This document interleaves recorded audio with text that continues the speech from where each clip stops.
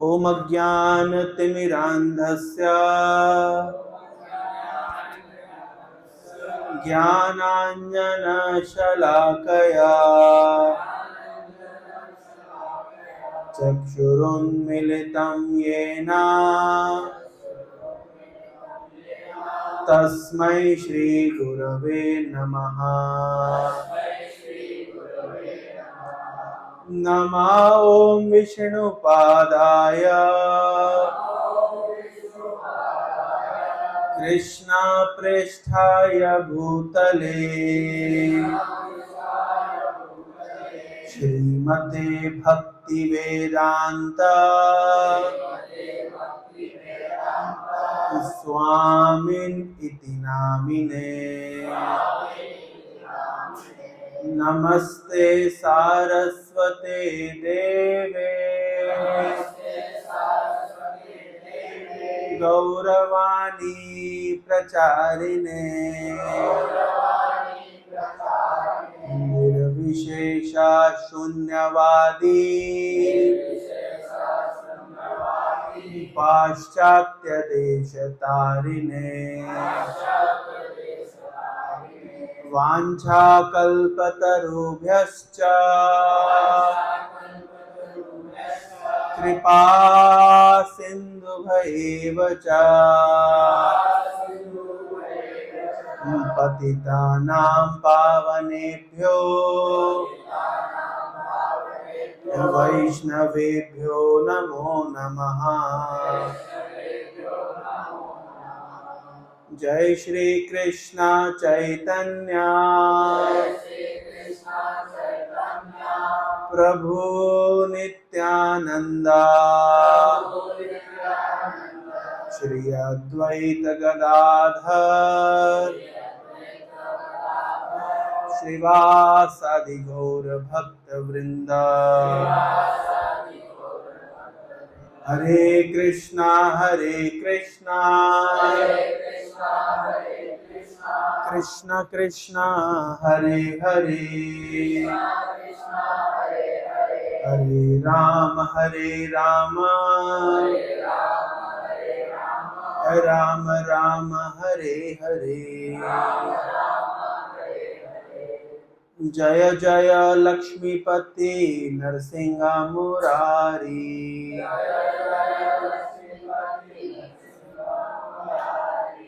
मंगल निलय सर्व अमंगल हारी।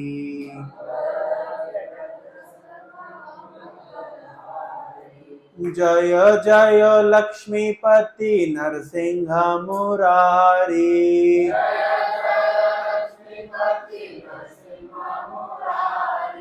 मंगल निलय सर्व अमंगल हारी।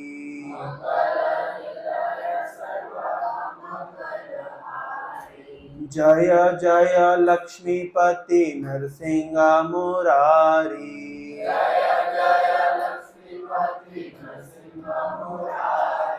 मंगल निलय सर्व अमंगल हारी।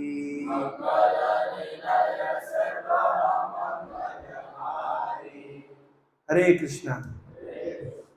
मेरा परम सौभाग्य है मुझे आप सभी के बीच में नरसिंह चतुर्दशी के इस अवसर पर भगवान नरसिंह देव के विषय में कुछ कथा करने का अवसर प्राप्त हुआ। मैं प्रभु जी का आभारी हूँ। भगवद गीता के चौथे अध्याय में भगवान पहली बार अपने अवतरण का कारण स्पष्ट करते हैं। ये शब्द आप लोगों ने सुना है, अवतार। क्या अर्थ होता है अवतार का? अवतरण, उतरना। एक होता है आरोहण, एक होता है अवरोहण। ये दो शब्द सुने। ध्वजारोहण मतलब झंडे को ऊपर चढ़ाना, पर्वतारोहण पर्वत के ऊपर चढ़ना। जो हम सरगम में करते हैं ना, सा रे गा मा पा धा नी सा, ये क्या है? आरोहण। सा नी ध प म ग रे, ये क्या है? अवरोहण, उतरना। तो अवतार मतलब, अवतार शब्द का अर्थ क्या हुआ? जो उतर के आता है। तो इसको हमारे वैष्णव आचार्य कहते हैं, जो आध्यात्मिक जगत से भगवान जब इस भौतिक जगत में उतर करके आते हैं, इसको कहते हैं अवतार। आध्यात्मिक जगत से भगवान इस संसार में उतर करके आते हैं, उसको कहते हैं अवतरण। दुनिया में ऐसा कोई भी धर्म नहीं है, ऐसा कोई भी शास्त्र नहीं है जो अवतार के विषय में ठीक ठीक जानता हो। केवल हमारी सनातन संस्कृति में वैष्णव सिद्धांत एक ऐसा सिद्धांत है जिसके पास अवतार, जो अवतार को स्वीकार करते हैं, चाहे अब्राहमिक रिलीजन्स हो, क्रिश्चियनिटी हो, इस्लाम हो, चाहे भले ही हमारे सनातन धर्म के अंतर्गत अद्वैत सिद्धांत इत्यादि हो, वो अवतार को ठीक ठीक समझ नहीं पाते, अवतार को मानते ही नहीं। केवल वैष्णव दर्शन एक ऐसा दर्शन है जो ठीक ठीक समझा पाता है कि भगवान के अवतरण, भगवान का अवतरण होता है और इसके पीछे का गूढ़ विज्ञान क्या है।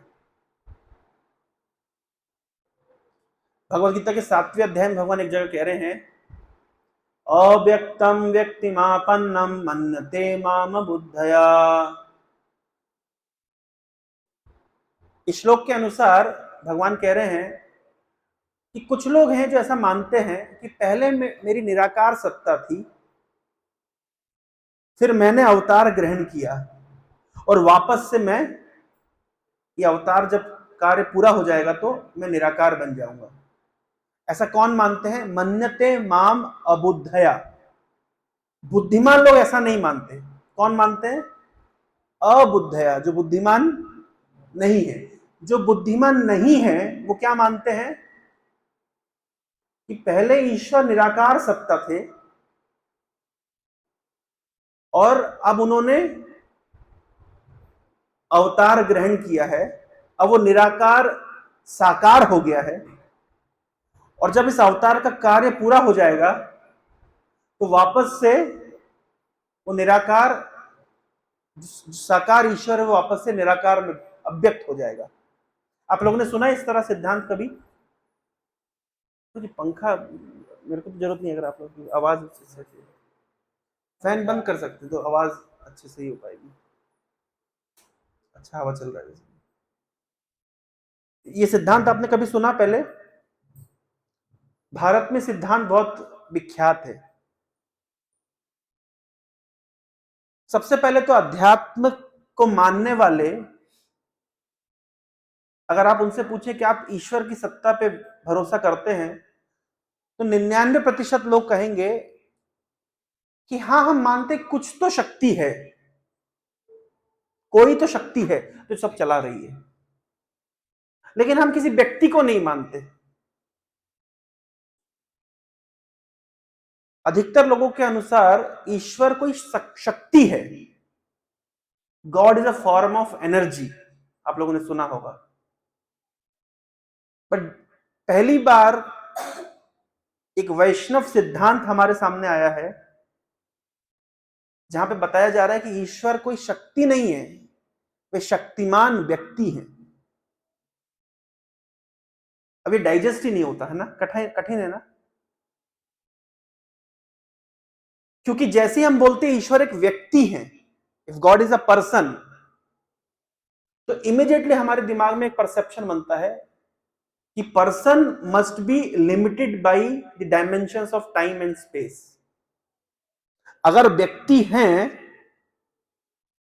तो वो समय और काल के द्वारा बंधे हुए होने चाहिए। लेकिन वेद बताते हैं कि भगवान एक व्यक्ति हैं, लेकिन he is not conditioned by the dimensions of time and space, he is beyond time and space. तो अब हमारे परसेप्शन में घुसता नहीं है कि क्या कोई व्यक्तित्व, अ पर्सनैलिटी, एक व्यक्ति समय से और स्पेस के डायमेंशन से परे हो सकता है, ये समझ हमको नहीं आता। और इसलिए जो लोग ये अवतार कथा को मानते भी हैं, वो कहते हैं कि जो निराकार ब्रह्म है वो तो समय और काल और डायमेंशन, काल और मैटर के डायमेंशन से परे है। लेकिन जब वो अवतार बन के आते हैं तो इस संसार में ही ऑल्सो बिकम कंडीशनड। लेकिन वैष्णव दर्शन कहता है कि नहीं, भगवान इस संसार में जब आते भी हैं तो अपनी भगवत्ता को साथ में लेके आते हैं। It doesn't become conditioned. इसको कहते हैं अवतार का विज्ञान। एक वर्ड होता है इसको कहते हैं पैराडॉक्सियल नेचर, जहां पे विपरीत अर्थ एक साथ बैठते हो। पानी में है लेकिन सूखा है, ये क्या हुआ? Paradoxical statement. तो भगवान के विषय में सारे स्टेटमेंट पैराडॉक्सियल हैं। वो एक व्यक्ति हैं परंतु वो सर्वत्र व्याप्त है। ऐसे कैसे हो सकता है? अगर मैं एक व्यक्ति हूं और मैं यहां पे बैठा हूं तो मैं वहां पर नहीं हूं। लेकिन भगवान एक ऐसे व्यक्ति हैं जो वो सर्वत्र व्याप्त हो सकते हैं। He is bigger than the biggest, at the same time smaller than the smallest. अब इसको कहते हैं पैराडॉक्स। ऐसा कैसे हो सकता है कि बिगर देन द बिगेस्ट भी हो और स्मॉलर देन द स्मॉलेस्ट भी हो? ये कैसे संभव है? यही भगवान की भगवत्ता है। और अगर यही भगवत्ता अगर हमको समझ आ जाए तो फिर उसमें आश्चर्यजनक क्या रह जाएगा? He is bigger than the biggest, at the same time smaller than the smallest. He is farthest, at the same time closest.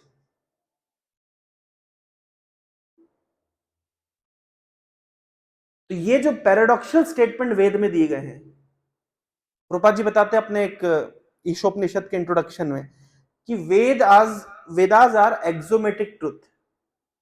वेद को हमको एज इट इज स्वीकार करना पड़ता है। उसमें हम उदाहरण देते हैं प्रभुपाद जी कि जानवर का मल अपवित्र है लेकिन गाय का गोबर पवित्र है। अब इसमें हम दिमाग नहीं लगा सकते, अरे ऐसे कैसे? एक स्टेटमेंट आपने दिया कि जानवर का मल अपवित्र है, अब एक स्टेटमेंट आप दे रहे हैं कि गाय का मल पवित्र है। इन दोनों चीजों को हमको एक समय पर स्वीकार करना पड़ता है। तो यद्यपि ये दोनों जो वाक्य हैं ये विपरीत अर्थ हैं, लेकिन दोनों ही सत्य हैं। तो भगवान के विषय में शास्त्र में विपरीत अर्थ कहे गए, विपरीत बातें कही गई है, पर वो सारी विपरीत बातें एक साथ सही है। ये चीज अधिकतर लोग कॉम्प्रिहेंड नहीं कर पाते, इसलिए कहते हैं कि ईश्वर एक निराकार सत्ता है। क्योंकि अगर ये चीज दिमाग में नहीं घुसती है तो ये कंक्लूजन निकालना बहुत सरल होता है कि ईश्वर निराकार है। लेकिन शास्त्र बताते हैं ईश्वर कोई निराकार सत्ता नहीं है, वे एक व्यक्ति हैं। हालांकि उनका व्यक्तित्व हमारे जैसा नहीं है, हमारे अंदर भी कुछ क्रिएटिव पोटेंसी है। हम स्विमिंग पूल बना सकते हैं, भगवान समुद्र बना सकते हैं। हम एक बिल्डिंग खड़ी कर सकते हैं, भगवान मल्टी प्लैनेटरी सिस्टम बना सकते हैं। हम कोई चिप बना सकते हैं जिसके अंदर कुछ डेटा स्टोर हो सकता है, भगवान डीएनए बना सकते हैं। तो क्रिएटिव पोटेंसी हमारे अंदर भी है और भगवान के अंदर भी है, लेकिन हमारी क्रिएटिव पोटेंसी लिमिटेड है, लेकिन भगवान की अनलिमिटेड है। परंतु वे एक व्यक्ति है। इसको बड़े सरल शब्दों में आप समझ सकते हैं। आप में से अधिकतर लोग इलेक्ट्रिकल ब्रांच से हैं। एक छोटा सा उदाहरण देता हूं। सब मिला के। छोटा सा उदाहरण देता हूं, इलेक्ट्रिकल ब्रांच वाले लोग जल्दी समझ लेंगे उदाहरण को। इलेक्ट्रिकल एनर्जी और इलेक्ट्रिकल इंजीनियर, कौन किसको कंट्रोल करता है? एनर्जी एनर्जेटिक को कंट्रोल करती है या एनर्जेटिक एनर्जी को? शक्तिमान शक्ति को नियंत्रित करता है या शक्ति शक्तिमान को? हाँ, शक्तिमान शक्तियों को नियंत्रित करता है। एक इलेक्ट्रिकल इंजीनियर इलेक्ट्रिकल एनर्जी को नियंत्रित करता है। तो जब हम बोलते हैं गॉड इज सुप्रीम, तो इसका अर्थ होता है he must be the controller, he can not be controlled. जैसे हम इस बात को मानते हैं कि गॉड इज सुप्रीम, दुनिया की सारी डिक्शनरी गॉड के लिए यही वर्ड डिफाइन करती है, he is the supreme being, वे परम है। अगर वे परम है तो वे परम नियंता होने चाहिए, जो विभिन्न प्रकार की शक्तियों को नियंत्रित कर रहे हैं। तो वैष्णव दर्शन, the Vaishnava theology states that God is a supreme person who has multifarious forms of energies. भगवान एक शक्तिमान व्यक्ति हैं जिनके पास विभिन्न प्रकार की शक्तियां हैं। तो वैष्णव दर्शन एक ऐसा दर्शन है जो भगवान को व्यक्ति के रूप में स्वीकार करता है।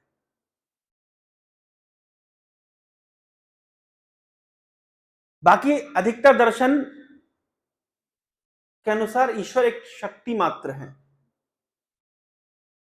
अब प्रश्न उठता है कि क्यों वैष्णव दर्शन भगवान को, ईश्वर को एक व्यक्ति के रूप में स्वीकार करता है? क्योंकि व्यक्ति के साथ रेसिप्रोकेशन हो सकता है, प्रेम का विनिमय हो सकता है, आदान प्रदान हो सकता है।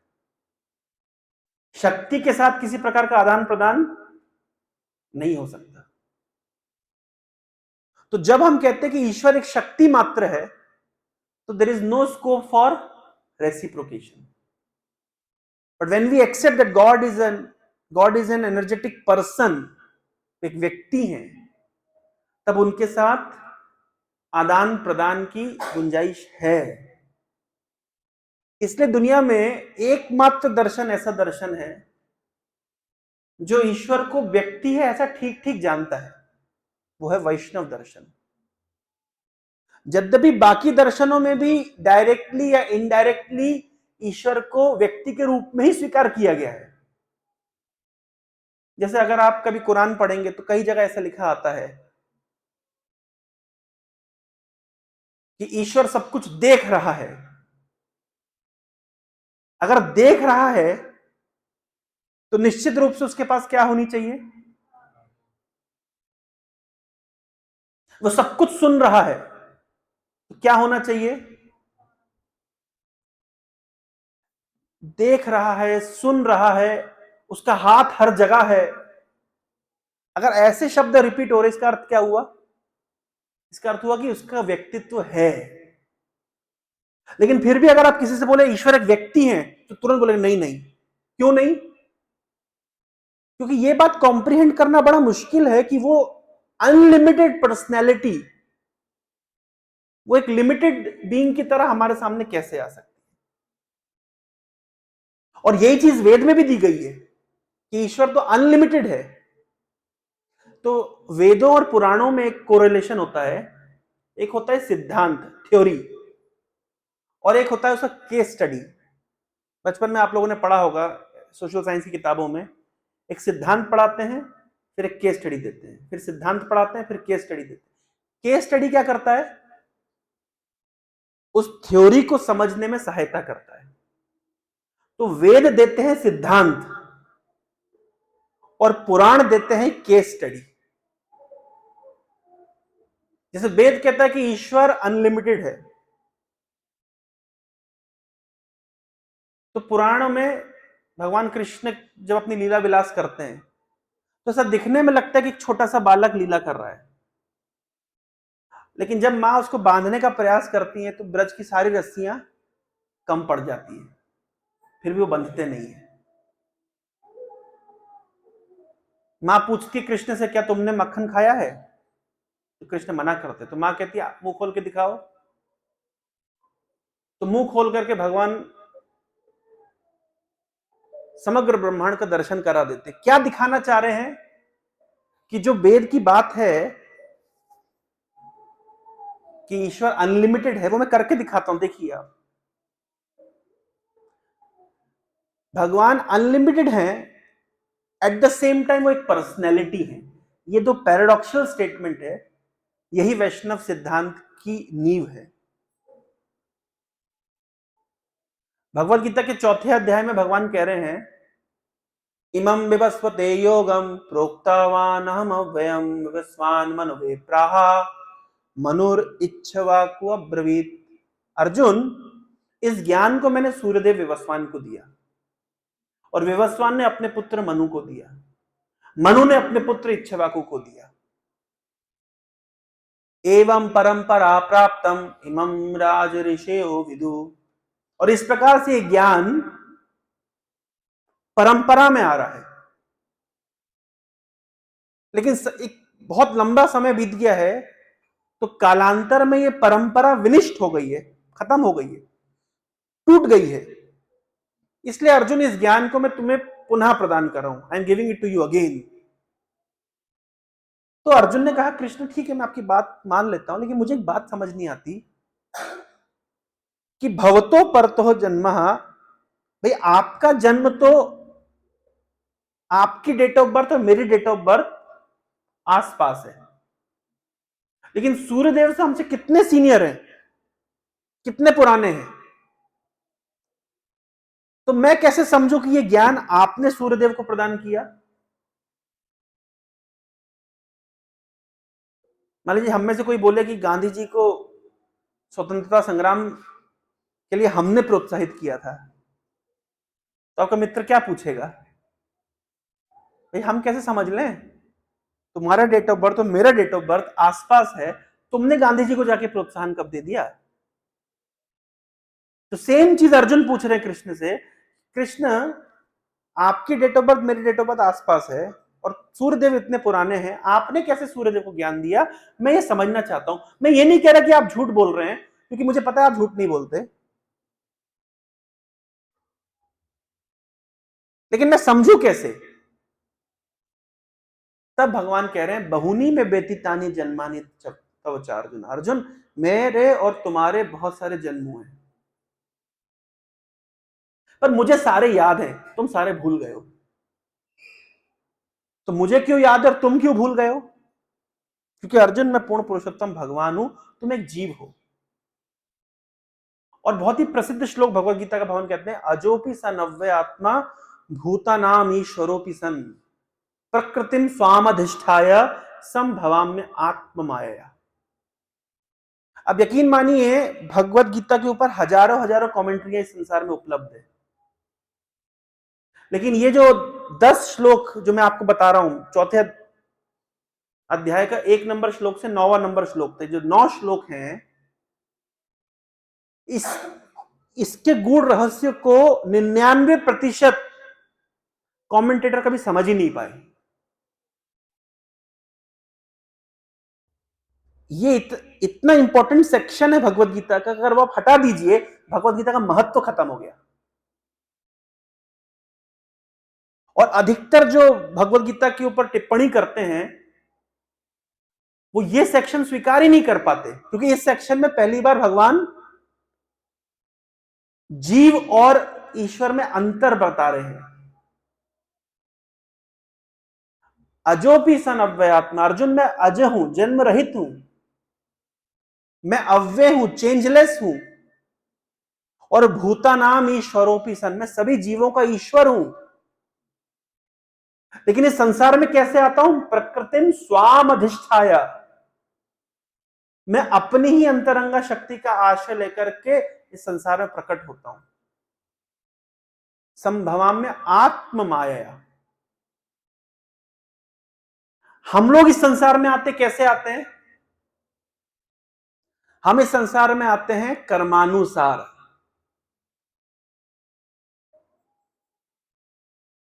हम जैसा कर्म करते हैं उसके अनुरूप हमें शरीर प्राप्त होता है। कोई व्यक्ति ऊंची जाति में जन्म लेता है, कोई निचली जाति में जन्म लेता है, कोई धनी परिवार में जन्म लेता है, कोई गरीब परिवार में जन्म लेता है, कोई मनुष्य के शरीर में जन्म लेता है, कोई पशु के शरीर में जन्म लेता है, कोई पुरुष के शरीर में जन्म लेता है, कोई स्त्री के शरीर में जन्म लेता है, कोई भारत में जन्म लेता है, कोई नॉर्थ कोरिया में जन्म लेता है।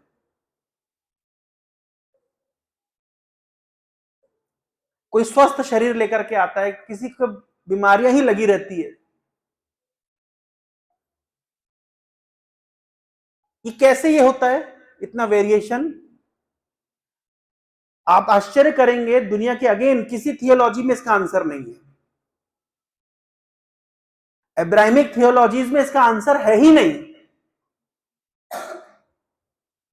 लॉ ऑफ कर्मा, रीइंकारनेशन, पुनर्जन्म, स्वर्ग और नरक को आप हटा दीजिए, आप अधिकतर प्रश्नों के उत्तर ही नहीं दे पाएंगे। मान लीजिए, मैं उदाहरण के तौर पे, मैं एक बहुत बड़ा व्यक्ति हूं, बहुत धनी व्यक्ति हूं और बहुत पावरफुल व्यक्ति हूं। मेरा मन करता है मैं जिसका मर्डर करूं, जिसको चोरी करूं, डकैती डालूं, मेरा जो मन करता है मैं वो करूंगा। मुझे कौन रोक सकता है? आप कहेंगे पुलिस पकड़ सकती है। मैं, पुलिस मेरी जेब में है। एक चोर को चोरी करना गलत है, किस आधार पे आप मानते हैं? चोरी करना गलत क्यों है बताइए? चोरी करना बुरी बात है कि अच्छी बात है? क्यों बुरी बात है?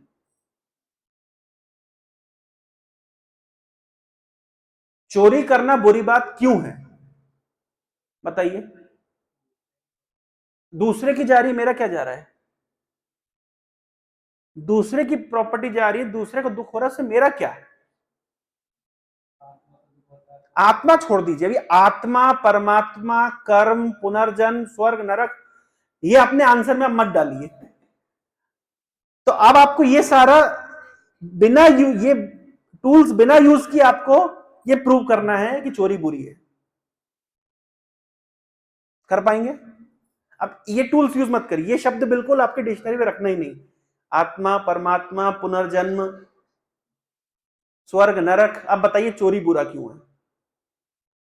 अधिक से अधिक क्या बोलेंगे? पुलिस पकड़ेगी। मैं कह रहा हूं पुलिस मेरी जेब में। और क्या बोलेंगे आप? हमें क्या फर्क पड़ता है सोसाइटी से? मैं वही तो बता रहा हूं, मुझे नहीं फर्क पड़ता सोसाइटी से। चोरों की सभा में थोड़ी ना सोसाइटी में गलत हो जाता है। चोरों की सभा में तो जितना ज्यादा करेगा कोई, एप्सिन फाइल में नाम आएगा तो मेडल की तरह होता है वो। आप अगर ये स्वर्ग, नरक, कर्म, पुनर्जन्म ये हटा दीजिए, आप प्रूव नहीं कर सकते कि चोरी करना गलत है। कर सकते हैं प्रूव? आप नहीं कर सकते प्रूव। करके देख लीजिए। अगर लॉजिकल फैलेसी से भी सोचे तो इस चीज को स्वीकार करना ही पड़ेगा। मैं 2-3 दिन पहले औरंगाबाद में क्लास दे रहा था, तो एक बच्चा पूरी क्लास सुना। उसके बाद में क्लास हो रही थी वैष्णव सिद्धांत के ऊपर, तो 2.5 घंटा क्लास हुई। वो खत्म होने के बाद उसने क्वेश्चन पूछा, बोले मैं कुछ नहीं मानता, मैं ईश्वर नहीं मानता। मैंने कहा मैं तो मानता हूं। बोले मैं नहीं मानता। मैंने कहा काम करते हैं, चलो मैं भी तुम्हारी बात मानता हूं, मैं ईश्वर को नहीं मानता, पर्सनली मैं नहीं मानता, लेकिन ईश्वर का नाम ले लेकर के मुझे फायदा बहुत हो रहा है। मान लीजिए मैं ईश्वर को नहीं मानता, चलिए ऊपर अंदर से तो नहीं मानता, ऊपर से बोल रहा हूं, तो फायदा क्या हो रहा है? बढ़िया फ्लाइट में घूम रहे हैं, अच्छा भोजन पा रहे हैं, बड़ी बड़ी कार में घूमते हैं, लैपटॉप चलाते, लोग माला पहनाते हैं, सम्मान देते हैं। तो मैं कह रहा हूं ईश्वर को नहीं मान के मुझे तो फायदा मिल रहा है। और मैंने कहा जो लोग ईश्वर को मान रहे, कम से कम मन की शांति प्राप्त कर रहे हैं। ईश्वर को अगर हम मानते हैं, कर्म को अगर हम मानते हैं, पुनर्जन्म को अगर हम मानते हैं, स्वर्ग नरक को मानते हैं, अगर थियोरिटिकली भी मानते हैं, तो कम से कम समाज में अराजकता कम फैलेगी। पहले जमाने में आप सोने का सिक्का रोड पे फेंक दीजिए, कोई उठाएगा नहीं। क्यों? चाणक्य पंडित ने कहा है अन्याय अर्जिता वित्तम 10 वर्षेण तिष्ठति, प्राप्ते तु 11 वर्षे समूलम विनश्यति। अन्याय से अर्जित किया गया धन 10 साल तक टिकता है, 11वें साल समूलम विनश्यति, मूल के साथ खत्म हो जाता है। कौन लेके जाता है? तो कहते हैं दो लोग लेके जाते हैं, ब्लैक कोट या व्हाइट कोट। ब्लैक कोट मतलब वकील, और व्हाइट कोट मतलब डॉक्टर। और डॉक्टरों को तो शास्त्र नीतिकारों ने यमराज का भाई बताया है। डॉक्टर है यमराज का भाई। अच्छा, सगा भाई है या चचेरा भाई है कि ममेरा भाई है? कजिन ब्रदर, बताइए कौन सा भाई होना चाहिए? नीतिकार कहते हैं डॉक्टर यमराज का सगा भाई है, सहोदरा, सह उदर, एक ही उदर से दोनों निकले हैं, सगा भाई है। अच्छा, बड़ा भाई है कि छोटा भाई है? नीतिकार कहते हैं बड़ा भाई है। नीतिकार कहते हैं वैद्यराज नमस्तुभ्यम, हे डॉक्टर साहब आपको नमस्कार है। यमराज सहोदरम, आप यमराज के भाई हैं, सगे भाई। और कह रहे हैं कि यमम तो हरति प्राणम, यमराज क्या लेते हैं? प्राण। लेकिन वैद्यराज क्या रहते हैं? प्राणानि धनानि च। यमराज तो लेते हैं प्राण, और डॉक्टर क्या लेते हैं? प्राणानि धनानि, दोनों लेते हैं। तो कौन से भाई हुए, छोटे की बड़े? बड़े। तो नीतिकारों ने लिखा है कि अन्याय से अर्जित धन निकल ही जाएगा। अब केवल समाज में आप ये शिक्षा फैला दीजिए, भले थ्योरेटिकली लोग नहीं माने, कोई बात नहीं। वो लड़का मुझे कहता है मैं बिग बैंग को मानता हूं। मैंने कहा एक बात बताओ, मान लीजिए हमारे द्वारा दिया गया जो ज्ञान है ये परम झूठ है, परम मिथ्या है, लेकिन इससे हमारे निजी जीवन में कुछ उपलब्धि हुई कि नहीं हुई, कुछ इंक्रीमेंट हुआ कि नहीं हुआ? भले ये ज्ञान परम झूठ है, अगर इस समाज में फैला दिया जाएगा तो कम से कम पुलिस, गवर्नमेंट का लॉ एंड ऑर्डर का खर्चा तो बचेगा, कम से कम कुछ मात्रा में करप्शन तो घटेगा। अरे आदमी डरता है। लेकिन ये जो परम मिथ्या ज्ञान, अगर हम जो ज्ञान दे रहे हैं वो परम मिथ्या है, इसको समाज में अगर फैला दिया जाए तो इससे समाज का कल्याण हो रहा है। और माना कि आपका बिग बैंग परम सत्य है, इससे समाज का क्या कल्याण हुआ ये बताइए? इससे समाज का इतना कल्याण हुआ कि बिग बैंग थ्योरी लोगों ने पढ़ ली, अब इधर बैंग कर रहे हैं, अभी उधर बैंग कर रहे हैं, अभी उधर बैंग कर रहे हैं, उधर बैंग कर रहे हैं। तो मान लीजिए हमारा ज्ञान हम मानते हैं, हम तो कह रहे हैं अंदर से तो हम मानते हैं कि परम झूठ है, बाहर से केवल हमने आवरण डाल के रखा है कि हाँ, लेकिन फिर भी इस ज्ञान से समाज में कुछ तो शांति प्राप्त हो रही है। बिग बैंग से कौन सी शांति हो रही है? पूरे विश्व में अराजकता फैल रही है इस तथाकथित नास्तिक विज्ञान से। अब जरा लॉजिकली देखें, अगर आप ईश्वर को हटा दीजिए, पुनर्जन्म को हटा दीजिए, कर्म को हटा दीजिए, आप बताइए ना चोरी करना गलत क्यों है? अब नहीं बता सकते। हिटलर ने 60 लाख जूइश लोगों की हत्या करी। अगर आपकी सरकार एक हत्या का बदला एक हत्या से लेती, एक मृत्युदंड से लेती है, तो 59,99,999 लोगों की जिंदगी का बदला कैसे लिया जाएगा? हिटलर को तो आप एक बार फांसी पे चढ़ाएंगे ना। इसको जस्टिफाई करता है कर्म का सिद्धांत, कि हर व्यक्ति को for every action there is equal and opposite reaction, कर्म का नियम। कितना सिंपल है इसको समझना। तो मैं बता रहा था कि तो कर्म का सिद्धांत कोई झूठा सिद्धांत नहीं है। थोड़ा सा भी कोई व्यक्ति दिमाग लगाए तो वो समझ सकता है कि this universe is governed by laws.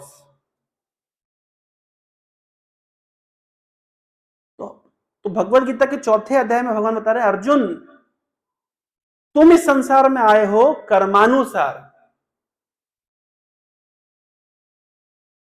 लेकिन मैं इस संसार में आता हूं स्वच्छंद विहार करने, मैं कर्मानुसार नहीं आता हूं।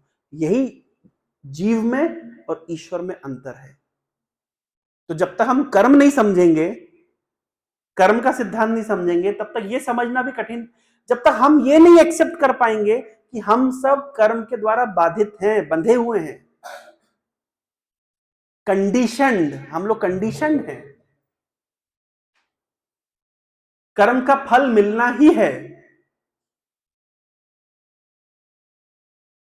ऐसा लिखा गया है।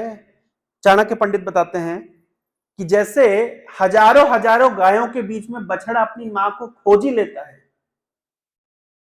व्यक्ति का कर्म उसको खोज ही लेता है, बच नहीं सकता। 2 साल पहले ओडिशा के बालेश्वर के पास में रेल एक्सीडेंट हुआ। कुछ लोग प्रीमियम तत्काल करा करके ट्रेन में चढ़े थे, प्रीमियम तत्काल, और कुछ लोग की टिकट ही कंफर्म नहीं हुई थी, कुछ की ट्रेन छूट गई थी। ये कौन निर्धारित कर रहा है? क्या सब कुछ बाई चांस हो रहा है? संसार में कुछ भी बाई चांस नहीं है। तो हम इस संसार में गवर्न्ड होते हैं कर्मानुसार, लेकिन भगवान जब इस संसार में आते हैं तो उनको कर्म नहीं छूता। नमे कर्माणि लिंपन्ति नमे कर्म फलस्पृहा। ये अंतर है जीव में और ईश्वर में। तो जब भगवान इस संसार में अवतरण करते हैं, उतर करके आते हैं, तो वो कर्मानुसार किसी अपने पूर्व कर्म के अनुसार किसी जगह पे जन्म नहीं लेते। वे आते हैं लीला विलास करने के लिए।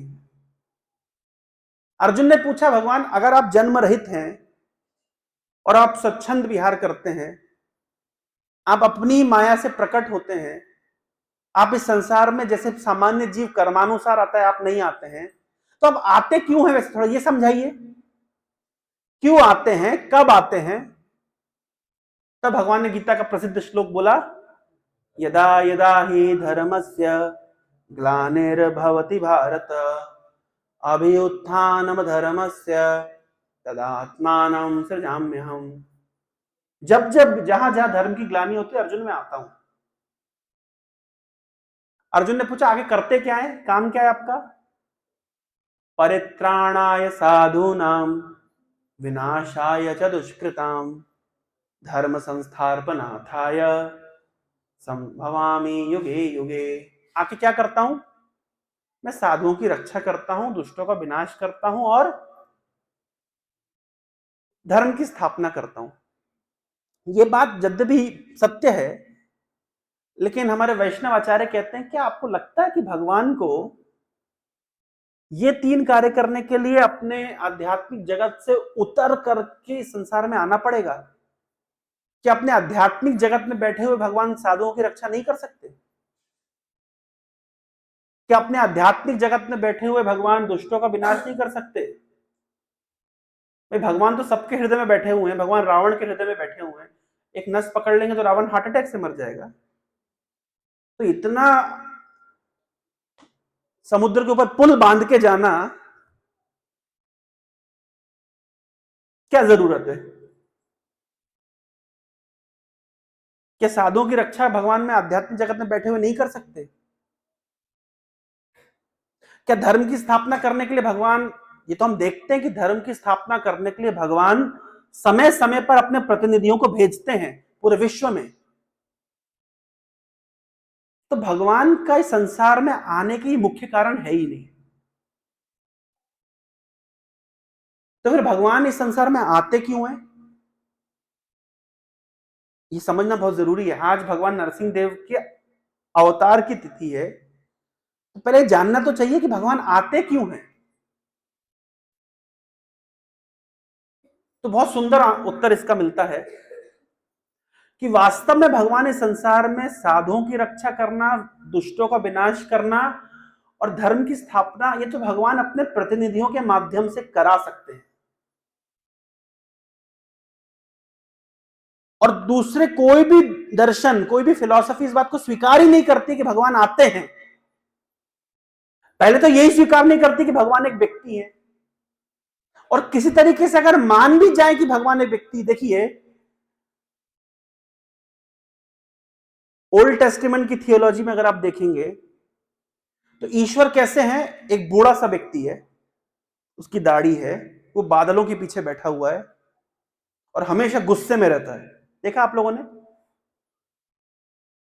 कभी आप इंटरनेट पे सर्च करिएगा कि कैसे दूसरे दर्शन ईश्वर को कैसे परिकल्पना करते हैं उनकी। एक बूढ़ा सा व्यक्ति है और हमेशा गुस्से से देख रहा है, और आप कुछ गलती करिए तो उठा के आपको प्रहार करेगा। और कहा हमारा वैष्णव दर्शन, अद्वैतम अच्युतम अनादि अनंत रूपम आद्यम पुराण पुरुषम नवयौवनम च नवयौवनम च। बता रहे हैं कि भगवान अद्वैत है, एक ही भगवान है। अच्युतम, भगवान का एक नाम है अच्युत। अच्युत मतलब जो कभी अपनी स्थिति से नीचे नहीं गिरते। वे भगवान थे, भगवान है और भगवान रहेंगे। ऐसा नहीं है कि वोटिंग हुई और आज भगवान पद पे कोई और आसीन होगा, और जो पहले भगवान थे वो अपनी पोजीशन से अब वो भगवान नहीं रहे। ऐसा भगवान के लिए नहीं होता। वे अच्युत हैं, वे भगवान थे, भगवान है और भगवान रहेंगे। कुछ लोग का मानना है कि कृष्ण ने ऐसे महान कार्य किए थे, उनको भगवान बताया गया। कौन सा महान कार्य कृष्ण ने किया था, जरा बताइए। पैदा होते ही छठे दिन में पूतना को मार डाला। ये कोई महान कार्य किया था कि जो उनको भगवान बना दिया गया? ब्रजे प्रसिद्धम नवनीत चौरम गोपानांगानाम च दुकूल चौरम। ब्रज में मक्खन चुरा रहे हैं, गोपियों के वस्त्र चुरा रहे हैं। लोग कहते हैं कृष्ण ने कोई महान कार्य किया था इसलिए लोगों ने उनको भगवान मान लिया। मेरा कहना है कौन सा महान कार्य किया था? चोरी चौपाटी तो करी थी। और क्या चुराते भगवान? अनेक जन्मार्जित पाप चौरम चौराग्रगण्यम पुरुषम नमामि। अनेक अनेक जन्मों में हमने जो पाप कर्मों का फिक्स डिपॉजिट बना के रखा हुआ है, भगवान आते हैं और उसको चुरा लेते हैं। तो भगवान तो चोरी कर रहे हैं। अच्छा काम कौन सा महान कार्य किया कि कृष्ण को हमने भगवान बना दिया? जो तो चोरी चकारी कर रहे हैं। श्री राधिकाया हृदयस्य चौरम नवाम्बुद श्यामल कांति चौरम। और क्या चुराते हैं ये? राधा रानी के हृदय को चुरा लेते हैं। और जब गर्मी का सीजन का जब बिल्कुल अंतिम समय आता है तो एक शाम 4 बजे मान लीजिए काला सा बादल और भवकते हुए सूरज को ढक देता है। कैसा लगता है? कभी देखा आप लोगों ने? इमेजिन करिए, गर्मी का सीजन चल रहा है, अब लास्ट में लगभग शाम के 4 बजे पूरा वातावरण तप रहा है और सूर्य के ऊपर एक काला बादल आ जाए तो इमीडिएटली छांव भी हो जाती है, इमीडिएटली ठंडक भी मिलती है।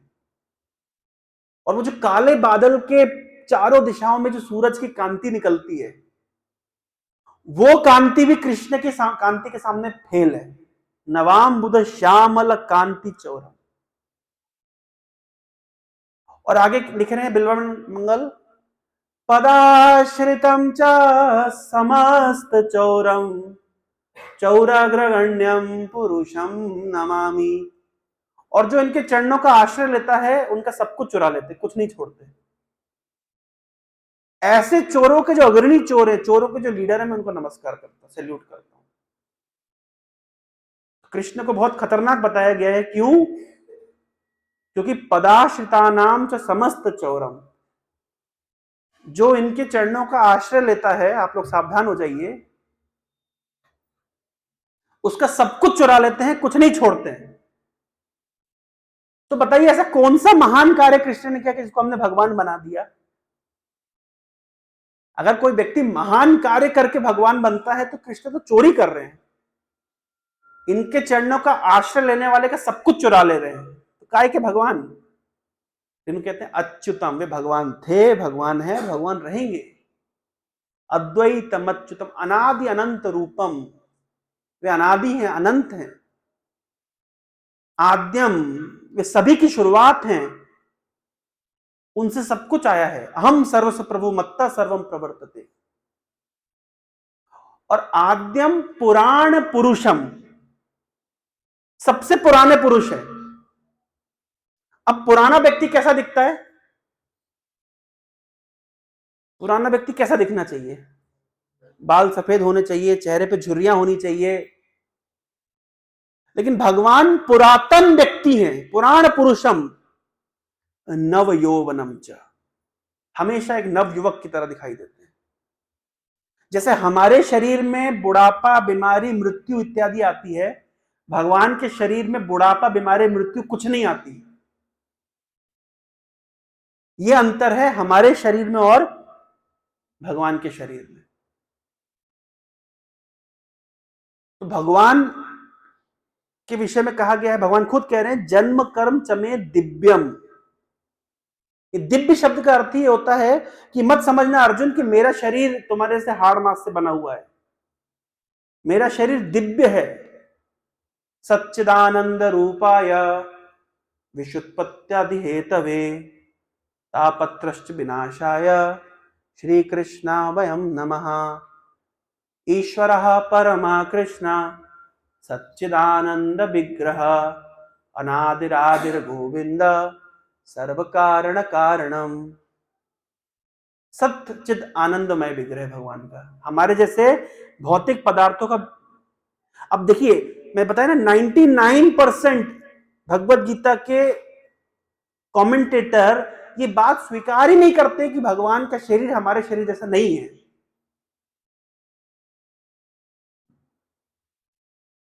ये जो दिव्य शब्द गीता में भगवान कह रहे हैं जन्म कर्म चमे दिव्यम, ये दिव्य शब्द को खा जाते हैं।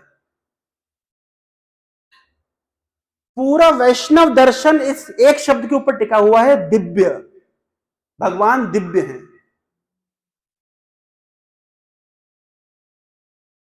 अब ये दिव्य शब्द हटा दीजिए,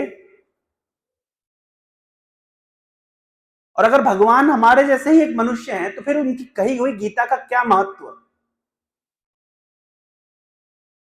जैसे हमारे द्वारा कोई लिखा गई किताब में त्रुटियां होती है, अगर कृष्ण भी एक सामान्य मनुष्य ही हैं, अगर अभी दिव्य शब्द को हटा दीजिए तो उनके द्वारा कही गई उस गीता का क्या महत्व? तो क्यों हजारों हजारों सालों से वो सेम ग्रंथ चला आ रहा है? आपने नहीं देखा हो गीता में second edition, third edition, fourth edition? अब आपकी पुस्तकों में देखते हैं एडिशन आता है।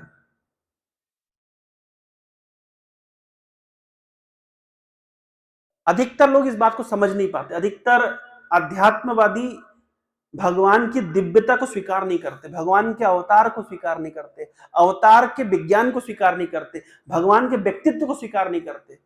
इसलिए उनकी आध्यात्मिकता में कोई रस नहीं है, कोई प्रेम का विनिमय नहीं है। तो भगवान इस संसार में आते हैं, अवतार ग्रहण करते हैं, उतर करके आते हैं। उनके आने का कारण क्या है? मद भक्ता नाम विनोदार्थम करोमि विविध क्रिया। अपने भक्तों को आदान प्रदान, भक्तों के साथ प्रेम के विनिमय के लिए भगवान आते हैं। भगवान अपने भक्त से इतना प्रेम करते हैं कि अपने आध्यात्मिक जगत से उतर करके इस भौतिक जगत में भक्त का उद्धार करने आते हैं। ये केवल और केवल वैष्णव दर्शन ही इसको स्वीकार करता है। One and only philosophy is Vaishnava philosophy जो इस बात को स्वीकार करती है। दुनिया में कोई धर्म में, उल्टा लोग कहते हैं कि भगवान गॉड इज ऑल मर्सीफुल, ईश्वर बहुत ही कृपालु हैं, but if you not follow Jesus you will go to hell for eternity. अरे ये कैसे हुआ? अगर आप हमारे धर्म को स्वीकार नहीं करेंगे तो आप नरक जहन्नुम की आग में अनंत काल तक सड़ेंगे। लेकिन गॉड इज ऑल मर्सीफुल। कितना अजीब लगता है ना। If God is all merciful, तो आप क्यों नरक की आग में जन्म जन्मांतर इटर्निटी तक सड़ेंगे?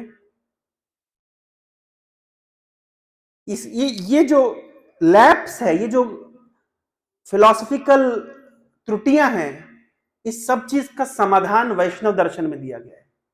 God is all merciful. जब एक जीवात्मा एक सुअर की शरीर में भी जन्म लेती है तो ईश्वर उसके साथ उसके हृदय में जाती है। ईश्वरा सर्वभूतानाम हृदय से अर्जुन तिष्ठति। हम जब मनुष्य शरीर प्राप्त करने से पहले कितनी कितनी पशु योनियों में हम भटके हैं, भगवान सभी योनियों में हमारे साथ गए हैं। ये बताता है कि वो कितने मर्सीफुल हैं।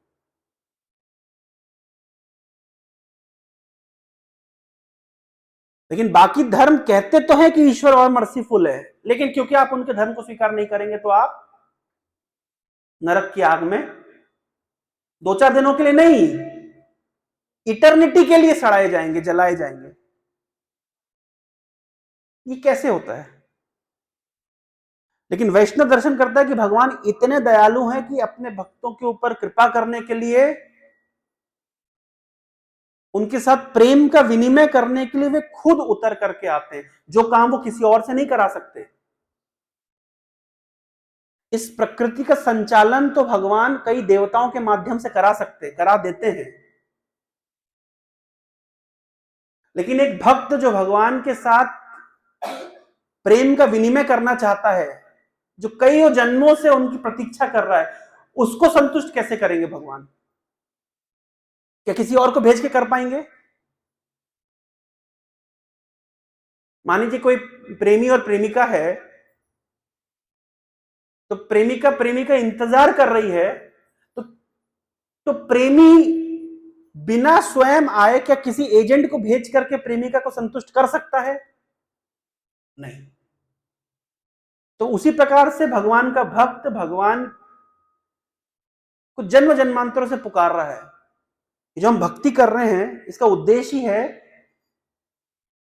इस प्रकार से भगवान के साथ प्रेम का आदान प्रदान करने की, अपनी भूख को बढ़ाना। और जिनकी भूख बढ़ गई है, क्या भगवान उनको अकेला छोड़ देंगे? भगवान अवतार ग्रहण करके आते हैं उनको आनंद प्रदान करने के लिए।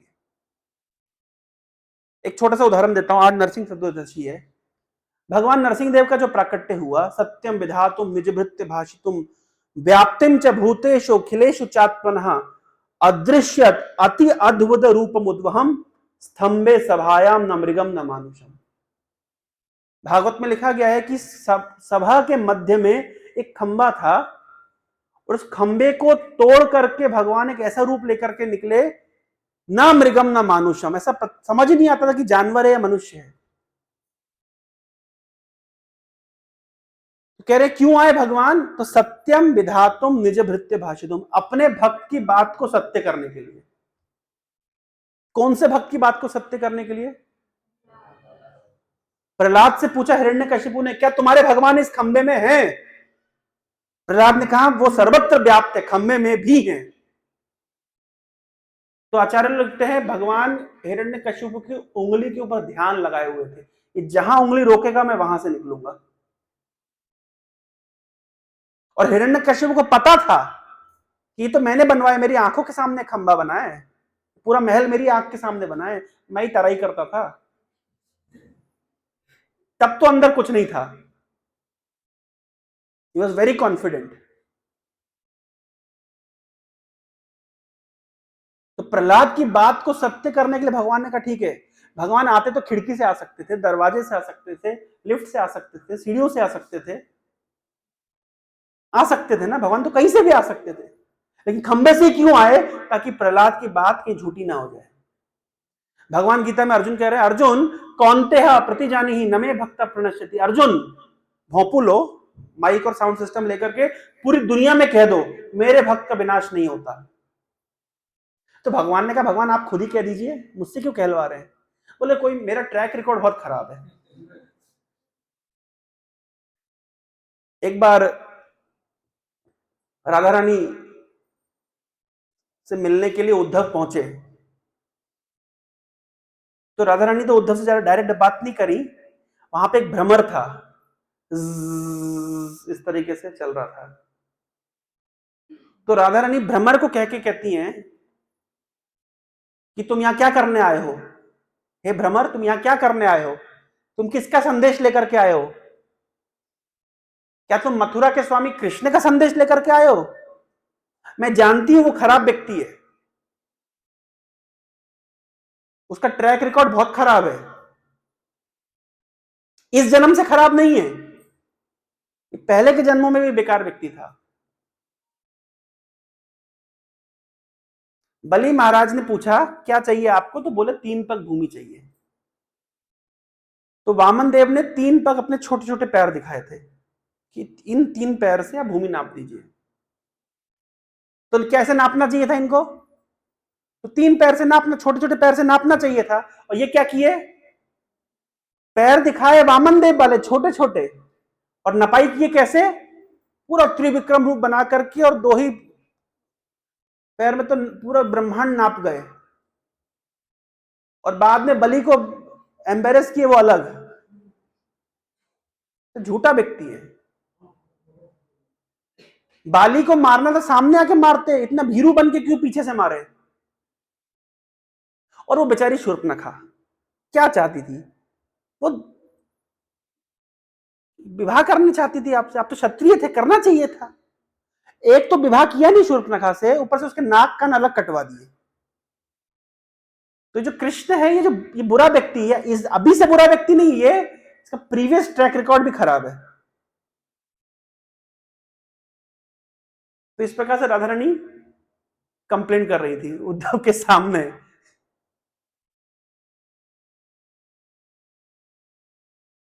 हम ट्रैक रिकॉर्ड पे कैसे आए? हाँ हाँ, अर्जुन, यस। तो अर्जुन ने कहा कृष्ण को कि कृष्ण आप क्यों नहीं बोल देते, तो कृष्ण का देखो मेरा ट्रैक रिकॉर्ड बहुत खराब है, मैं बोलूंगा तो कोई मेरी बात पे भरोसा, भाई मैंने कहा था अस्त्र शस्त्र नहीं उठाऊंगा, उठाना पड़ गया। मैंने कहा था, माँ ने कहा मक्खन खाया है, तो मैंने कहा मैंने ही मक्खन खायो, मैंने ही मक्खन खायो। तो भगवान कह रहे मेरा ट्रैक रिकॉर्ड खराब है, कोई मेरी बात पे भरोसा नहीं। लेकिन एक बात सब लोग जानते हैं, मेरे भक्त के मुंह से निकली हुई बात कभी झूठी नहीं होती, तो तुम कह दो। तो भगवान अपने भक्त की बात को सत्य करने के लिए बाध्य हैं। तो प्रहलाद महाराज की बात को सत्य किए, और ब्रह्मा जी की बात को सत्य किए। हिरण्यकशिपु बहुत बुद्धिमान है, ना दिन में मरूंगा, ना रात में मरूंगा, ना अंदर ना बाहर। तो ब्रह्मा जी ने जो जो वरदान दिया, भगवान ने चेकलिस्ट निकाली, अच्छा दिन में ना रात में कोई बात नहीं, संध्या समय में, अंदर ना बाहर चौखट पे मारूंगा, ना मनुष्य से ना जानवर से, ऐसा रूप बनाऊंगा कि कभी देखा नहीं होगा इसके बाप ने भी। बढ़िया से उनने चेकलिस्ट निकाली। हिरण्यकशिपु कितना इंटेलिजेंट हो सकता है, उसने कहा ना जीवित से मरूंगा ना मृत से मरूंगा। अब ऐसी कौन सी वस्तु है ना जीवित है ना मृत है? भगवान ने नाखूनों से मारा। नाखून जीवित है कि मृत? अगर आप बोलते हैं नाखून जीवित है, तो दर्द तो होता ही नहीं है। और अगर आप बोलते हैं नाखून मरे हुए हैं, नॉन लिविंग है, तो बढ़ते कैसे हैं? तो हिरण्यकशिपु ने सोचा कि मेरे पास इतनी बुद्धि है कि मैं ब्रह्मा जी को बेवकूफ बना सकता हूं। आप ब्रह्मा जी को बना सकते बेवकूफ, अब भगवान को नहीं बेवकूफ बना सकते, क्योंकि आपकी बुद्धि की भी स्रोत वही है। बुद्धिर बुद्धिर्मताम अस्मि, तेज तेजस्वी नाम हम। भगवान गीता में कह रहे हैं मैं बलवानों का बल हूं, बुद्धिमानों की बुद्धि हूं, तेजवानों का तेज हूं। हिरण्यकशिपु के अंदर भी बुद्धि के स्रोत कौन है? भगवान। भगवान ने कहा ठीक है, तुम्हें ना जीवित से मरना ना मृत से मरना, तुम्हें नाखूनों से मारूंगा। तो ब्रह्मा जी की बात को सत्य करने के लिए भगवान ने इस प्रकार का सुंदर रूप बनाया। एक वैष्णव आचार्य लिखते हैं कि भगवान को नरसिंह ही बनना था, तो शेर का चेहरा और मनुष्य का शरीर क्यों बनाया? उल्टा भी तो कर सकते थे ना। इमेजिन करिए कि शेर की बॉडी होती और मनुष्य का चेहरा होता, तो भी तो मार देता ना हिरण्यकशिपु को। लेकिन भगवान ने ऐसा रूप क्यों नहीं बनाया और ऐसे ही क्यों बनाया?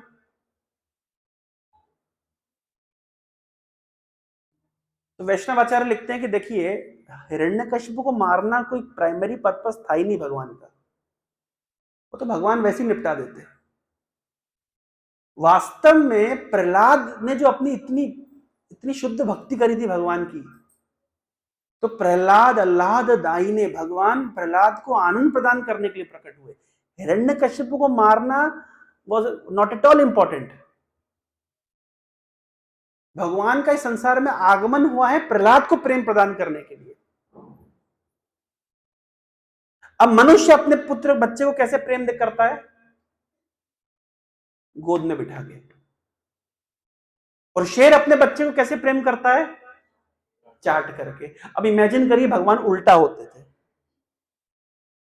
कि मनुष्य का चेहरा होता था और शेर का शरीर होता था, ना गोद में बिठा पाते थे और ना ही चाट पाते थे। तो क्योंकि प्रहलाद को भगवान को प्रेम करना, तो भगवान ने ऐसा रूप बनाया, इस चेहरा तो बनाया शेर का और शरीर बनाया मनुष्य का। हिरण्यकश्यप को मारने के बाद में भगवान ने बड़े प्रेम से प्रहलाद को गोद में बिठाया और उसको चाटने लगे। और जानते फिर क्या हुआ? जब इस प्रकार प्रहलाद को भगवान चाट रहे थे, तो प्रहलाद को कितना अच्छा लग रहा था, इतना आनंद आ रहा था। तो भगवान ने प्रहलाद को देखा, कितना मजे में ये, इसको मुझसे बिल्कुल भी डर नहीं लग रहा, बिल्कुल घबराहट नहीं, उल्टा कितना ये आनंद का अनुभव कर रहा है। तो वैष्णव आचार्य लिखते हैं कि भगवान को एक ट्रांसेंडेंटल जेलसी फील हुई, एक दिव्य जेलसी कि यार मैं भगवान होकर के जो रस का आस्वादन नहीं कर पाया, ये भक्त को देखो कितना मजा आ रहा है। इसको इसके पिता से कितना टॉर्चर मिला था, वो सब कुछ भूल गया, क्योंकि उसको मुझसे जो प्रेम मिल रहा है उसमें कितना उसको आस्वादन हो रहा है, कितना उसको आनंद आ रहा है। ऐसा आनंद मुझे तो कभी नहीं मिला, क्योंकि मेरे पिताजी कौन? कोई पिता नहीं, मेरे खंबे से प्रकट हुआ हूं, कौन मुझे इतना प्रेम करेगा? और थोड़े बहुत ही देवता लोग इतने डरे हुए, कोई पास में नहीं आ रहा। तो भगवान की इच्छा जागृत हुई, अगली बार से जब भी अवतार लूंगा ना, तो थोड़ा माता पिता होंगे, थोड़ा प्रेम का बिली में मुझे प्यार करेंगे, थोड़ा सा झूला वूला झुलाएंगे, थोड़ा लोरी वोरी सुनाएंगे, तो मुझे भी वो रस का स्वादन होगा।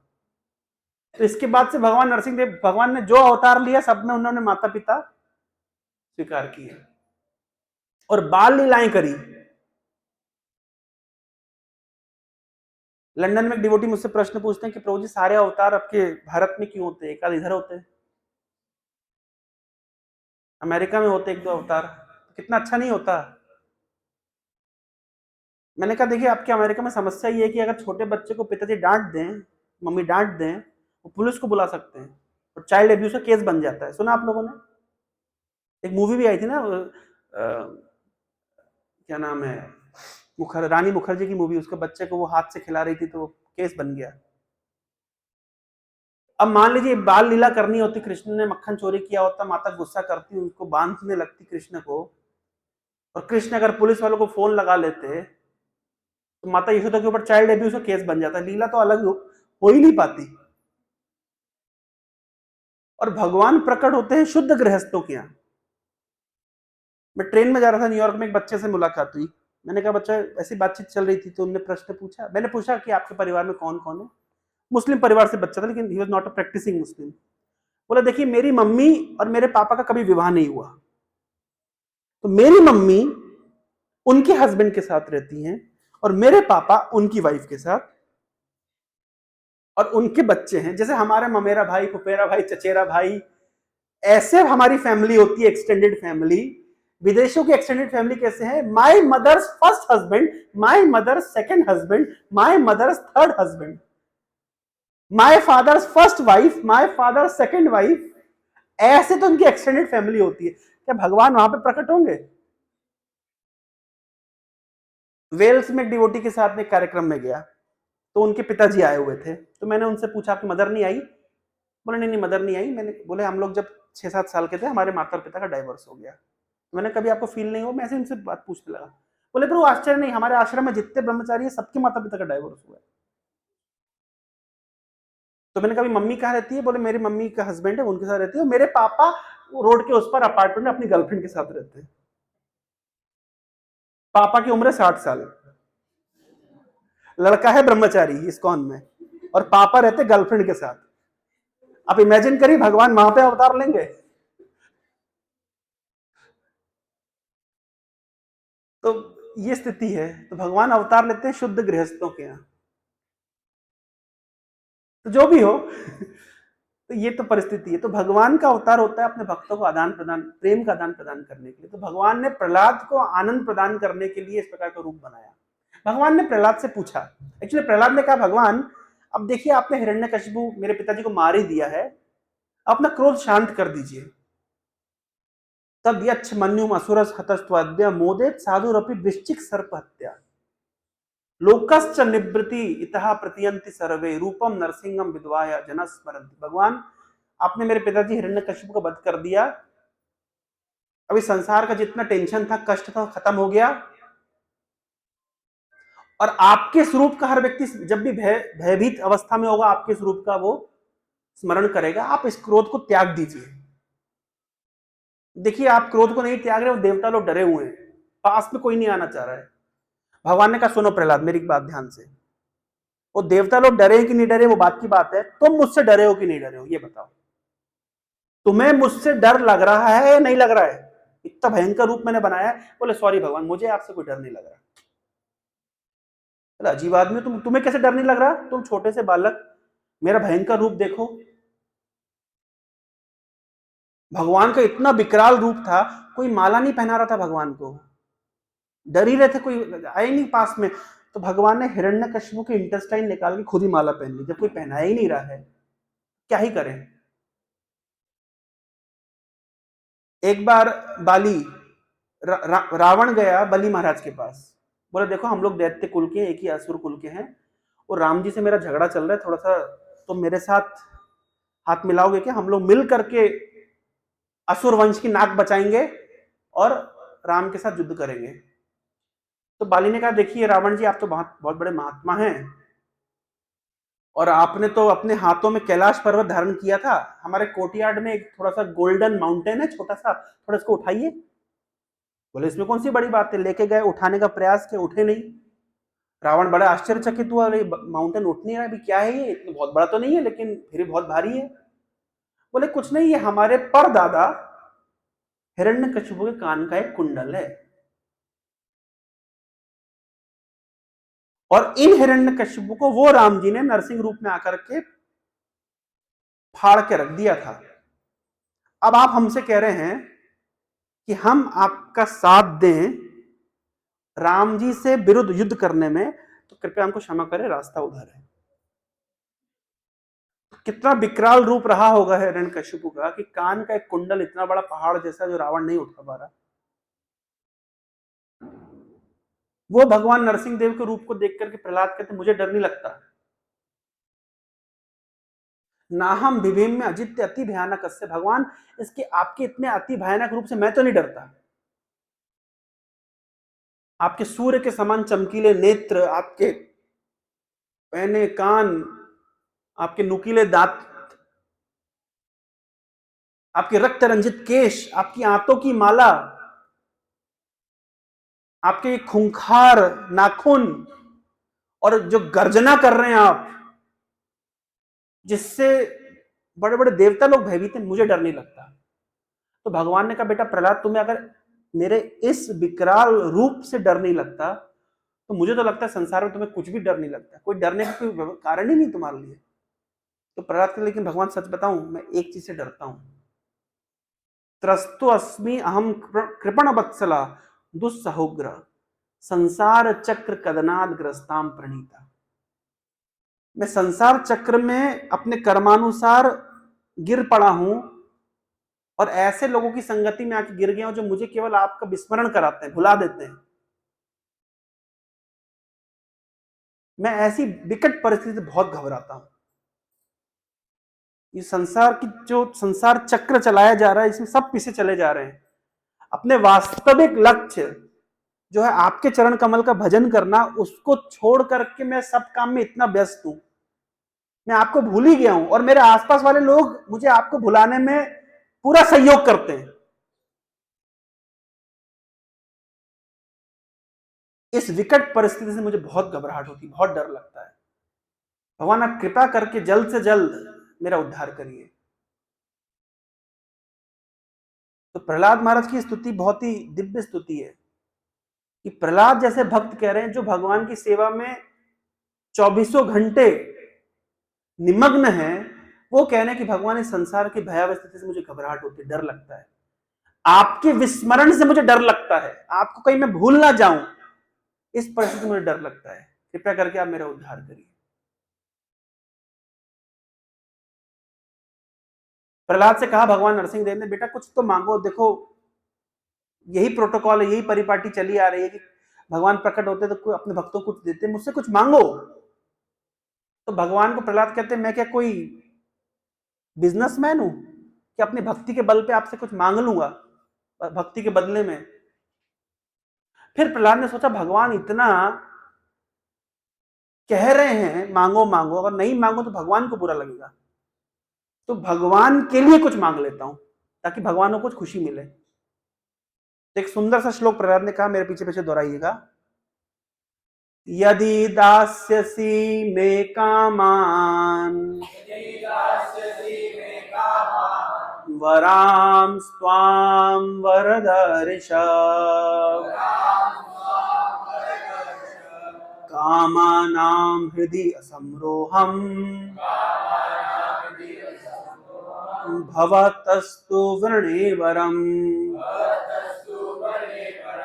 प्रहलाद कह रहे हैं भगवान आपकी देने की इतना इच्छा है, तो यदि दास्यसि में कामान, अगर आपकी इतनी इच्छा है, इतनी कामना है कि मुझे कुछ दे, तो मुझे एक कामना है, फिर मेरी एक कामना पूरी करिए। क्या? वराम स्वाम वरदा ऋषभ, हे वरदान देने वालों में सर्वश्रेष्ठ, हे भगवान वरद ऋषभ, हे भगवान वरदराज, अगर आपकी कुछ देने की इच्छा है तो मेरी एक कामना है, उसको पूर्ण करिए। क्या कामना है? मेरी यही कामना है कि मेरे हृदय के किसी कोने में अगर कोई कामना बची है, उसको भी आप खत्म कर दीजिए। अगर मेरे हृदय में कोई कामना है तो मेरी यही कामना है कि उस कामना से भी मुझे शुद्ध कर दीजिए, और केवल मेरे हृदय में आपके दासत्व की कामना रहे, आपकी सेवा की कामना रहे, ऐसा मुझे आशीर्वाद आप प्रदान करें।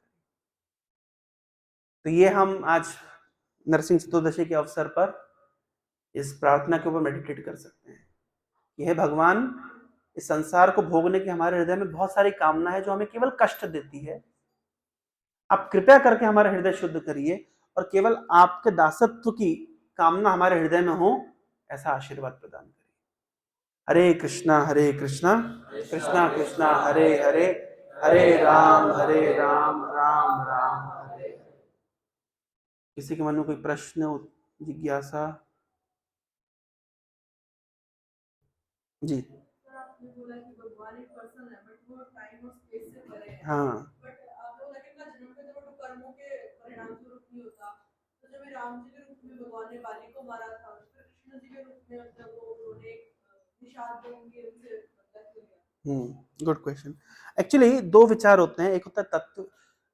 उनका प्रश्न है कि अगर भगवान कर्मानुसार कर्म में फंसते नहीं है, तो बाली को मारा था भगवान ने राम रूप में, और फिर निषाद के रूप में उसका बदला क्यों हुआ था कृष्ण अवतार में? ये आपका प्रश्न है ना। देखिए, लोकप्रिय बहुत सारी बातें चलती है ना, जैसे जैसे ये सब लोकप्रिय स्टोरीज हैं, इस तरीके से कृष्ण को अपने कर्म का फल देना पड़ा, है ना। तो ध्यान रखना चाहिए कि दो सिद्धांत होते हैं, एक होता है तत्व विचार, एक होता है अपत्य विचार। सामान्य जनता क्या मानती है, और एक होता है शास्त्रीय विचार क्या है, और वैष्णव आचार्यों के द्वारा सिद्धांत क्या स्थापित किया गया है। तो ये सारी चीजें शास्त्र में इस प्रकार से नहीं बताई गई है कि भगवान कर्मानुसार बंधे रहते हैं। ये सब लोक में चलता है। लोक में चलता है कि भगवान का सुदर्शन चक्र ने भगवान की उंगली काट दी, तो द्रौपदी ने कपड़ा निकाल करके भगवान की उंगली को बांध दिया, और उसके बाद में उस कपड़े का मतलब रेसिप्रोकेशन भगवान ने साड़ी प्रदान करके किया। तो ये सब लोक में चलता है इस तरीके से, है ना। ना तो भगवान के शरीर में कोई इस तरह खून है, और ना ही भगवान का सुदर्शन चक्र इतना केयरलेस है कि भगवान की उंगली काट देगा। तो लोक में बहुत कुछ चलता है। कृष्ण मर गए थे, उड़ीसा में चलता है, कृष्ण मर गए थे, उनका अंतिम संस्कार किया गया, फिर उनका दिल वो समुंदर में तैर करके जगन्नाथपुरी पहुंच गया, फिर वही दिल आजकल जगन्नाथ जी को लगा दिया गया है। इस प्रकार से बहुत सारी बातें चलती है। ये दिव्य, अगर आप देखिए, मेरे पास मतलब आप लोग के पास भी समय का अभाव है, लेकिन एक बात समझिए, भगवान का स्वरूप दिव्य है, ये चीज समझना, ये कोई थ्योरेटिकल नहीं है। ये चीज देवताओं के द्वारा एक स्तुति की गई है, गर्भ स्तुति कहते हैं उसको, दशम स्कंद में 10th canto of Srimad Bhagavatam, there is a section called the prayers offered by the demigods. वहां पे देवता लोग ये कह रहे हैं कि भगवान, अगर हम ये आपका शरीर है दिव्य है, ये कॉन्सेप्ट हटा दें, तो भगवान किसको कहते हैं हम समझेंगे कैसे? फिर केवल हम स्पेकुलेट करेंगे ना। अगर भगवान इस संसार में आए ही नहीं और लीला विलास करे ही नहीं, और शास्त्रों में वो चीज लिखी ना जाए, और कोई वैष्णव आचार्य आकर के उसको समझाए नहीं, तो यहां बैठ करके क्या हम कभी भी इस बात की परिकल्पना कर पाएंगे कि भगवान कैसे होते हैं? तो जो बचेगा वो बचेगा मेंटल स्पेकुलेशन। केवल आप स्पेकुलेट कर रहे हैं। लेकिन भगवान इस संसार में आते हैं, लीला विलास करते हैं, और लीलाओं को शास्त्रों में लिखा जाता है, और भगवान की लीलाओं को साधु लोग गाते हैं, तब जाकर के हमको पता चलता है कि भगवान का स्वभाव कैसा है। अदरवाइज हमें पता कैसे चलेगा? देखिए, बड़े व्यक्ति के बारे में जानने की सबकी उत्कंठा होती है। पहले के जमाने में लोग मैगजीन में गॉसिप पढ़ते थे, न्यूज़पेपर में गॉसिप सेक्शन आता था, है ना। हर व्यक्ति जानना चाहता है कि बड़ा व्यक्ति, प्रधानमंत्री क्या खाते हैं, कितने बजे उठते हैं, सब लोग चाहते हैं ना। अंबानी कैसे रहते हैं, फिल्म स्टार कैसे रहते हैं। आपके मन में कभी ये प्रश्न उठा कि हमारे अंदर किसी बड़े व्यक्ति के बारे में जानने की स्वाभाविक उत्कंठा क्यों है? क्योंकि वास्तव में एक सबसे बड़े व्यक्ति के साथ हमारा संबंध था, जिसको हम भूल गए, हम खोज रहे हैं। जब उत्तरा के गर्भ में परीक्षित पल रहे थे, तब अश्वत्थामा ने ब्रह्मास्त्र छोड़ा था, और उत्तरा की रक्षा करने के लिए उत्तरा दौड़ते हुए गई भगवान कृष्ण के पास। पाही पाही महायोगिन देवदेव जगतपते नान्यत्वदभयम नान्यत्वदभयम पश्ये यत् मृत्यु परस्परम। भगवान मेरी रक्षा करिए। देव देव जगतपते, हे देवताओं के देव, हे जगतपति, हे भगवान कृष्ण मेरी रक्षा करिए। आपको छोड़ करके मैं नहीं देखती कोई मेरी रक्षा कर सके। तो भगवान कृष्ण ने कहा, अरे तुम्हारे ससुर जी अर्जुन, युधिष्ठिर, भीम, उनके पास क्यों नहीं जा रहे, मेरे पास क्यों आ रहे हो? तो उत्तरा कहती है, जब हमारी सासू माँ द्रौपदी का चीरहरण हो रहा था, तो ये सब 3 के 3 वहीं बैठे हुए थे, कुछ नहीं कर पाए, तब आपने रक्षा करी थी। तो अभी भी आप ही रक्षा करेंगे, ये बात हमें कॉन्फिडेंस है। तो भगवान तुरंत उत्तरा के गर्भ में प्रवेश कर जाते हैं, सुदर्शन चक्र भी चला रहे हैं, गदा भी चला रहे हैं, और परीक्षित की रक्षा कर रहे हैं। तो परीक्षित का नाम परीक्षित क्यों पड़ा? क्योंकि जब जैसे परीक्षित पैदा हुए, उसके बाद से हमेशा खोजते थे कौन तो था मेरी रक्षा करने के लिए आया था। परीक्षण कर रहे थे, ही वॉज एग्जामिनिंग। आप लोग एग्जाम चले ना, एग्जामिनिंग, वो खोजते थे, क्या ये व्यक्ति मेरी रक्षा किया था, क्या ये व्यक्ति मेरी रक्षा किया था, क्या ये व्यक्ति मेरी रक्षा किया था। एक दिन को कृष्ण दिख गए, बोले हाँ, ही इज द पर्सन जिन्होंने मेरी रक्षा करी थी। तो वो परीक्षण करते थे, इसलिए उनका नाम क्या पड़ा? केवल वो परीक्षण नहीं करे, हम सब परीक्षण कर रहे हैं। हर व्यक्ति अपने से एक बड़े व्यक्ति से संबंध बनाना चाहता है। हम तब तक संबंध बनाना चाहते हैं जब तक हमें वो परफेक्ट व्यक्ति ना मिल जाए, जो हमारे सारे संबंध बनाने के जो प्रोपेंसिटी उसको फुलफिल कर दे। लेकिन हमारा अनुभव है कि संसार का हर व्यक्ति, ऐसा प्रतीत होता है कि हमें सेटिस्फाई कर पाएगा, लेकिन कर नहीं पाता, वो कितना ही निकटतम व्यक्ति क्यों ना हो। लेकिन जब भक्त भगवान के साथ संबंध बना ले, तब उसको पता चलता है कि वास्तव में मैं इस संबंध को खोज रहा था। यम लब्ध्वा चा परम लाभम न मन्यते नादिकम तथा। जिनके साथ संबंध बनाने के बाद बाकी सारे संबंध फीके लग जाएं, वो है भगवान कृष्ण। तो वास्तव में जीव का संबंध भगवान कृष्ण के साथ है, केवल हम भूल गए हैं। केवल प्रभुपाद जी से आचार्य संसार में आते हैं उसको हमको याद दिलाने के लिए। वो वास्तविक संबंध हम सबका मूल कनेक्शन है भगवान के साथ, हम केवल उसको खोज रहे हैं। तो जो ये जो बोलते हैं ना भगवान निराकार है, भगवान कोई शक्ति है, ये भगवान कृष्ण एक महान मनुष्य टाइप के एक महान व्यक्ति हैं, ये सब चीजें सुपर इम्पोजिशन है। लेकिन वास्तविकता में हम सबको ये अंदर ही अंदर ज्ञात है कि भगवान एक व्यक्ति जिससे हृदय हृदय में हमारी बातचीत हो रही है। केवल वैष्णव आचार्य आकर के हमारे सामने रखते हैं, ही is the personality whom we are looking for, and that is Krishna. George Harrison ने एक कृष्णा बुक के इंट्रोडक्शन में एक लाइन लिखी है, everybody is looking for Krishna. हर व्यक्ति कृष्ण को खोज रहा है। कुछ लोग जानते हैं, कुछ लोग जानते नहीं।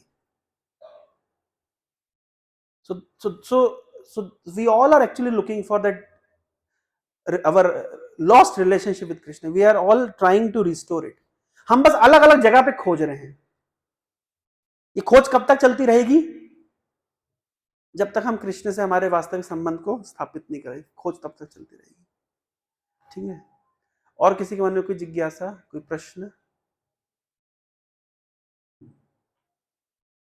ठीक है, बहुत सुंदर आपने बताया कि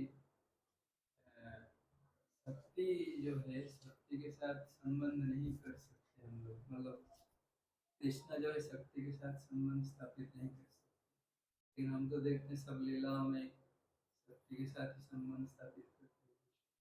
मैंने कहा भगवान शक्तिमान व्यक्ति हैं जिनके पास विभिन्न प्रकार की शक्तियां हैं। अब और दर्शन में अगर और डिटेल में जाएंगे फिलॉसफिकली, तो शक्ति शक्तिमान में अभेद है, कोई भेद नहीं है। लेकिन सामान्यतः जिसको निराकारवादी या मायावादी या इम्पर्सनलिस्ट, वो कहते हैं कि हम निराकार के साथ में एक संबंध स्थापित कर रहे हैं, वास्तव में वो कृष्ण के साथ ही संबंध स्थापित करना चाहते हैं। लेकिन एक फेलेसी है भाई, ये लाइट के साथ में, साउंड के साथ में, हवा के साथ में हम संबंध स्थापित नहीं करते, हम व्यक्ति के साथ संबंध स्थापित करते हैं। हम लोग भी तो जीवात्मा, हाँ, जीवात्मा भी शक्ति है। हायर एंड में living entity is also is भगवान की तटस्थ शक्ति है। हम लोगों के साथ भी तो संबंध। हाँ, एक्चुअली शक्ति के अंदर भी एक व्यक्तित्व का बोध है, लेकिन मायावादी जनरली व्यक्तित्व को माइनस करना चाहते हैं। ये एक टेंडेंसी है व्यक्तित्व, क्यों? क्योंकि हम समझ नहीं पाते हैं कि व्यक्तित्व होने पर वो इनफाइनाइट पोटेंसी कैसे एक साथ हो सकती है। तो जीवात्मा यद्यपि एक व्यक्तित्व है, पर वो इनफाइनाइट, मतलब वो इनफाइनाइटली शक्तिमान भी है। उसके अंदर विभिन्न प्रकार की शक्ति, इसलिए भगवान गीता में कह रहे आश्चर्यवत पश्यति कश्चिदेनम, आश्चर्यवत वदति तहि चान्यम। एक जीवात्मा को समझना इतना आश्चर्यजनक हो सकता है, तो फिर परमात्मा को समझना कितना ही आश्चर्यजनक होगा, यह विचार करने वाली बात है। एक जीवात्मा जब इतनी आश्चर्यजनक हो सकती है कि एक छोटी सी जीवात्मा में कितनी शक्ति होगी कि जो एक वेल के शरीर को भी चला दे रही है, वो जीवात्मा भी तो उतनी साइज की होगी जितनी अमीबा की जीवात्मा होगी। कितना आश्चर्यजनक नहीं है विज्ञान? क्या ये आश्चर्यजनक नहीं किस प्रकार से रीइंकार्नेशन होता है, पुनर्जन्म होता है, कई जन्मों के इंप्रेशन जीवात्मा लेकर के सटल बॉडी में लेके चल रही है। ये सारा विज्ञान आश्चर्यजनक करने वाला है। जब चीजें समझ नहीं आती तो लोग जनरली इसको नकार देना चाहते हैं। तो नकारने की टेंडेंसी इसलिए हमारे अंदर है क्योंकि ये चीजें जब समझ नहीं आती तो सबसे अच्छा है उसको नकार दो। लेकिन भगवान ने गीता में खुद ही बोल दिया है कि ये विज्ञान ही आश्चर्यजनक है। आध्यात्मिक विज्ञान अपने आप में आश्चर्य करने वाला विज्ञान है, क्योंकि ये हमारे, इसको कहते हैं अधोक्षज, हमारी इंद्रियों की क्षमता के बहुत दूर है ये विज्ञान। भौतिक विज्ञान हमारे इंद्रियों में बोध होता है, आध्यात्मिक ज्ञान इंद्रियों से परे है। तो आश्चर्यजनक करने वाला तो निश्चित रूप से होगा, इसलिए उसको वेद के माध्यम से उसको समझा जाता है और अनुभव से सीखा जाता है। तो जैसे ये भौतिक विज्ञान एक विज्ञान है, आध्यात्मिक विज्ञान भी एक विज्ञान है, इट्स अ साइंस। और जैसे भौतिक विज्ञान को समझने की एक परिपाटी, एक पैटर्न है, एक मेथोडोलॉजी है, वैसे आध्यात्मिक विज्ञान को समझने की भी एक मेथोडोलॉजी है। जब नहीं समझ आता सबसे सरल होता है नकार दो उसको। हरे कृष्ण। तो हमने 1 घंटे के समय में, लगभग 1 घंटा हुआ, 1.5 घंटा जो भी है, इसमें हमने भगवान का अवतार और आध्यात्मिक विज्ञान, कर्म, रीइंकार्नेशन, बहुत सारा खिचड़ी पका दिया। तो आप लोग अपने-अपने हिसाब से उसको चर्निंग करिएगा। बहुत-बहुत धन्यवाद। हरे कृष्णा।